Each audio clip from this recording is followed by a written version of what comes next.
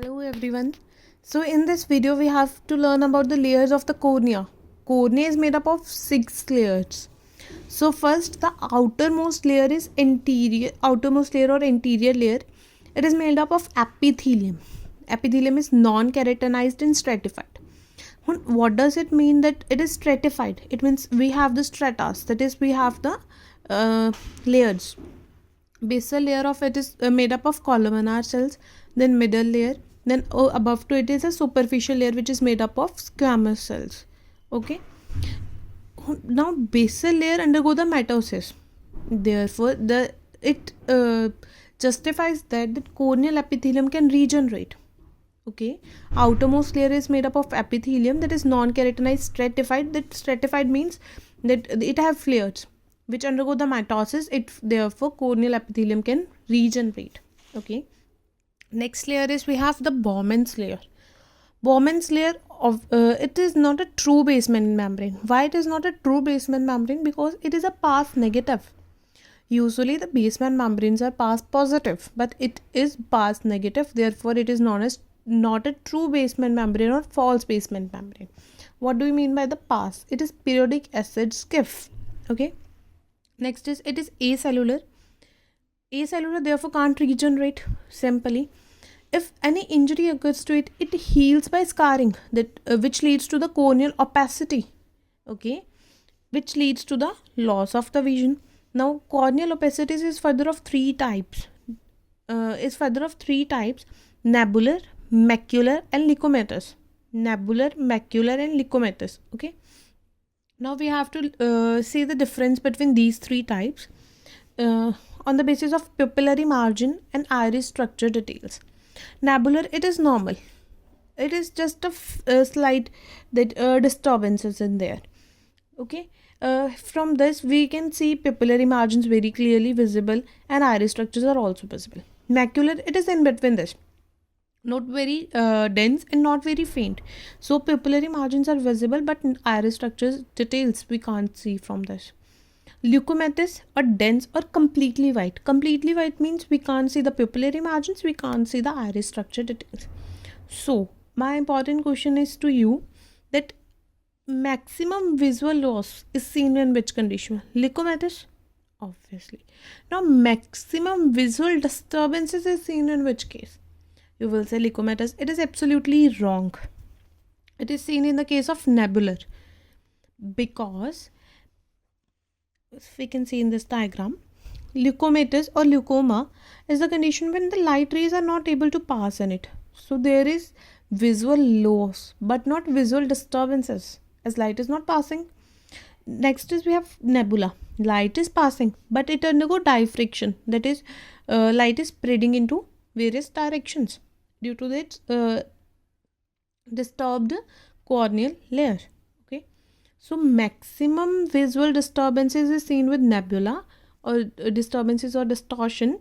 Maximum visual loss is seen with the leukomatous condition. Okay, next, diffraction of the light because surface is irregular. It is all about the second layer, first and second layer. Now we have to discuss about the third layer. Third layer is stroma. It contributes to the 90% of the corneal thickness. 90% of the corneal thickness, made up of collagen fibers type 1. Okay, glycosaminoglycans, most common is keratin sulfate among this. Okay, it's nothing too much, that it is stroma, 90% total thickness, type 1 collagen fibers are there, and keratin sulfate as a glycosaminoglycans. Okay, next we have Dua's layer, discovered by Dr. Harvinder Dua.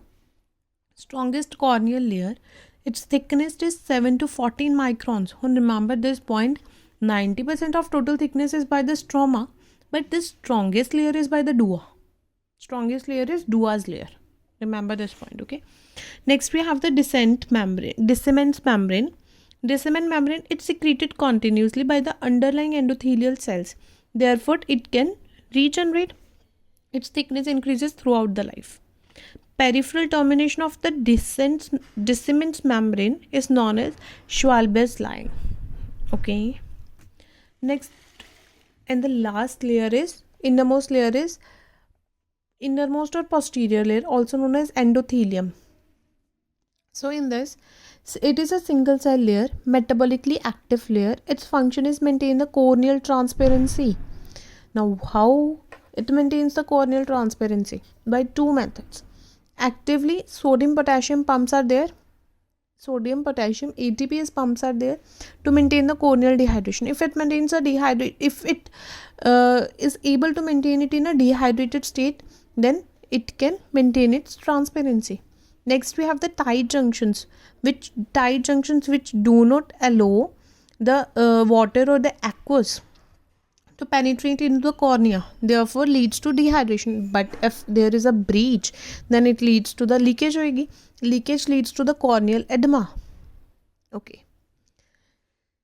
Next we have the endothelial cells. We said there is a cells, tight junctions and all. How many cells we have? 2400 to 3000 cells per mm square. Okay, it's the normal count. But if the cells are less than 2400 but more than 500 cells per mm square, then the cornea will adapt.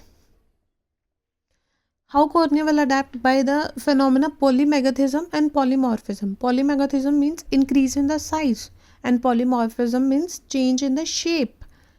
Therefore plug the gap. That less cells but their size increases and their shape changes, which lead therefore it adapts and there is no clinical manifestation.